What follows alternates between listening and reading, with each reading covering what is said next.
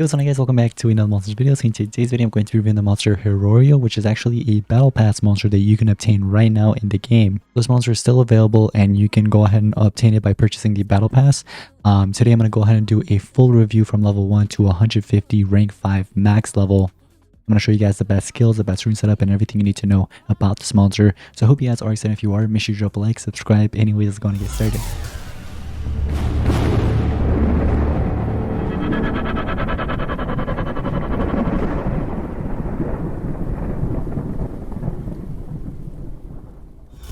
Before we do get started, I want to give a huge thanks and shout out to Social Point for allowing me to, make this video possible for you guys. They provided all the cells that you guys see here, 9,000 cells that I can go ahead and use towards this monster. They also provided the gems, food, and everything else. So I want to give a huge shout out to them because I wouldn't be able to make this video possible without them. Also, there's a link in the description down below, all the way on top. Click that for a cookie, okay? Just saying. Anyways, take a look at this Herrerio. All right, so let's go ahead and place this thing. It looks very much like gobblers, or it's not gobblers. What was that one other monster? I think it's like what is it? Something. I forgot. It was from that one era. Oh, here we go. It's called Gobslayer. Okay, so that's what it is. Gobslayer. I guess it's just a green skin. It's just a green skin, I guess. Before we continue on, I'm just going to max it out straight away. You know what I mean? So let's just get all the traits unlocked. We're going to go through basically all of that later on. The stats, the runes, everything. So here we go. It is at 140. And we're just going to break it out once more. And I think that was the last one. Yeah, so that right there maxes it out at 150, ladies and gentlemen. So let's go ahead and start feeding this thing up. And slowly he's gonna go to level 10, and let me know in the comments down below what you guys think of the design. Apparently this monster is supposed to be Teddy Bomb's brother, in a way. You know what I mean? That's what, if you read the lore that they posted, you'll see. So yeah, it's pretty interesting. I wouldn't have guessed, honestly. Anyways, here we go. 150, ladies and gentlemen. All right, let's take a look at the stats. So starting off, we get 52k, 52.8k strength, actually, 1.5 million life, which is pretty usual nowadays, pretty normal. And then 27.8k speed. That speed's actually not that bad. That speed's good. But yeah, that speed's actually pretty chill. I like that. In terms of elements, we do have nature and metal.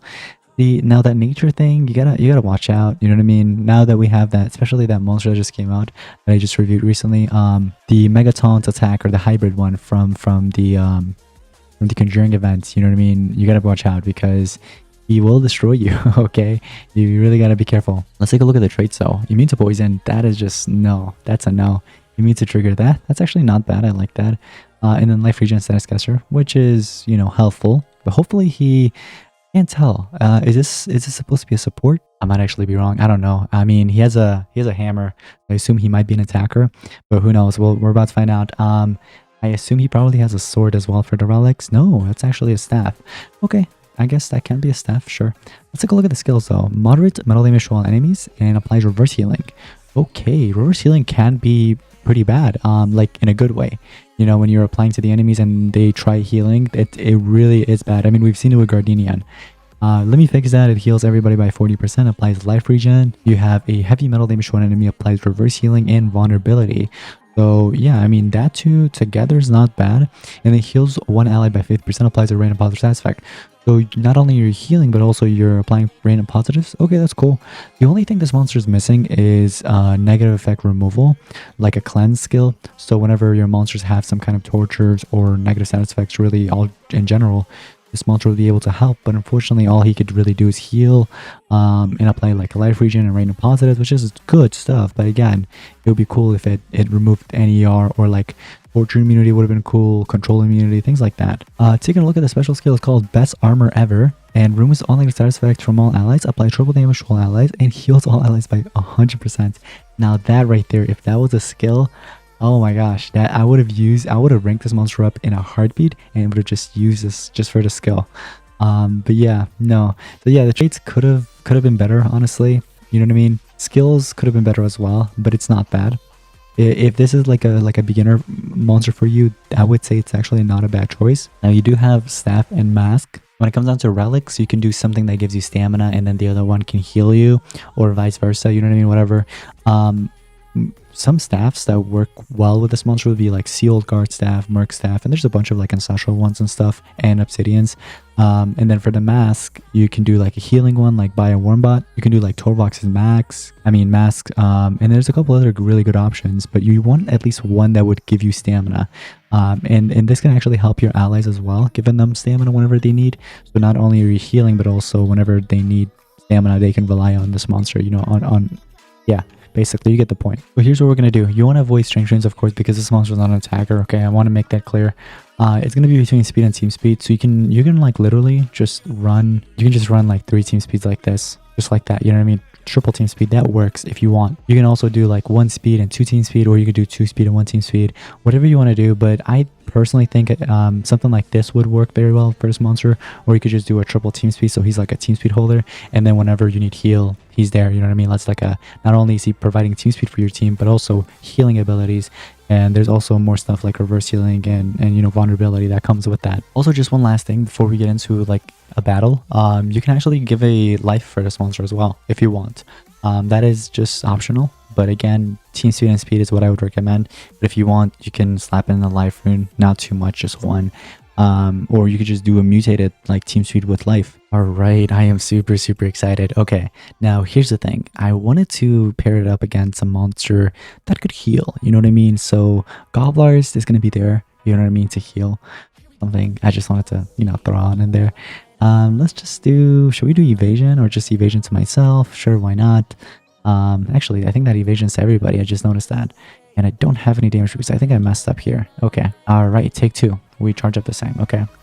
Or you could just attack, whatever you want to do. But this monster gets a turn. So let's say that we go ahead and hurt somebody, right? Like JJ. We're gonna just damage him a little bit. Now this monster will get the turn later, right? And what you can do is you can apply reverse healing. If your monsters are hurt, you can go ahead and heal them with these 2 skills. If you have a Megataunt, this skill right here specifically is going to help it out really like a lot because it's healing by 50% and applying random positive side effect. But here's what I'm going to do. I'm going to do reverse healing to everybody, right? So reverse healing is applied.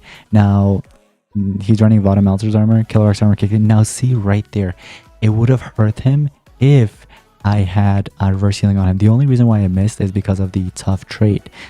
So yeah, that's tough. Or else, you know, or else we would have landed that. That would have been nice. But yeah, that kind of sucks. Oh man, rip armor or Adam. That sucks. Okay. So we get the turn here. Let's go ahead and deal damage to them. So we're just going to deal some good amount of damage right there. And let's say that JJ would have, let's just say that JJ got the turn, but instead of attacking, he, you know, does whatever, triple damage, whatever it is. But I just want to make sure I let Gobblers get a turn here. So here, look, instead of, let's say, this monster doing NER, let's say she just heals, she uses the AoE skill and just heals like this. Look at this. Boom, negative 300k, and this monster just removed a lot of life there as well. So you guys can see it can be useful. You just need to know how to use it, you know what I mean? Now in this situation, we can heal all allies by 40% and apply life regen. As you guys could see, he is not a bad monster, you know what I mean? Like he can be good. It's just like it's just situational, I would say. So let's just do a little bit of damage here, and Electric Patrol Sword kicks in. I could do my double damage, or I can just attack a little bit to this monster, and then he gets a turn again, and he's like, wait, why is his life so low? Well, let me go ahead and heal you a little bit. Now see, that would have been really nice if it removed negative side effects. So then it would have just had 2 positives and no burning or anything like that would remove life. You know what I mean? So that's just the downside. Yeah, you know what I mean? So you got to deal with that. But let's just deal some damage there to him. He can probably just deal a little bit of damage to the attacker. Another thing you gotta be, you know, kind of careful. You can't really spam those healing abilities. You gotta wait a little bit because there's cooldown. What we could do is we could apply the reverse healing, but I don't think it'll really do much. We'll do the vulnerability instead. And that missed. Oh, it's because of the daze. So not only did the damage miss, but also the negative side effect actually missed. Or else this next skill right here that I was going to deal damage with, that would have been really, really nice. Now, he is actually pretty close to dying. We got to be careful. So let me just heal everybody. This way, we don't really mess with the ultimate here with the awakening. So that could be a good thing. So you're not really, damaging your monsters back, your allies back. Now with this, we could do an AoE, but it's going to be a lot of damage. I'm just going to charge up, let this penguin get another turn. And yeah, I mean, that could... Now here's the thing. I'm actually gonna combine that with the vulnerability. So look, we're gonna apply the vulnerability here. Oh, that missed. That really sucks. See, if the vulnerability plus the reverse healing landed right there on that monster, that would have been nice, because you guys can see Vodamelter's armor kicked in to heal him, but unfortunately it didn't work out. But let's just do our AoE here. That should be enough, actually. Oh, it's not? Oh, wow. I actually miscalculated that. I know this is not going to do anything. I'm just going to do it anyways. It's not going to do anything at all. That was just so useless. But here we go. Do we get the turn again? We can heal again by 50%, or we could apply reverse healing. I don't know if anything's left from that. Yeah, all of it's being used. So it's just best to heal and apply a random positive. That random positive side effect was metal protection. So if these guys were like metal element, that would have been bad for them. Like, seriously, like, they're not going to deal any damage. You know what I mean? It has metal protection. So it would have been cool. Let me just one tap you, get rid of Grace Shield there. And then let's mess around with this monster. So we're going to do reverse healing. And yeah, now it landed. Oh, great. When I don't even need to heal. Isn't that crazy? Let me just do my AoE here for fun. All right, this seagull guy needs to attack. Boom. Oh, there you go. And we're just going to heal everybody with life regen. So see, it's cool. It can help you out. You just got to be... You know what I mean? It's just like there are better monsters in the game in terms of like supporters that you can use over, you know, Herrerio, but he's still a solid option. If you guys like are like beginners or like mid-level players, I would highly recommend investing in this monster. He can definitely help you carry you through those PvP leagues and stuff, or even for like team wars, he can actually help you out. It's just like I don't think this monster is going to be that great in like the competitive scene, I would say.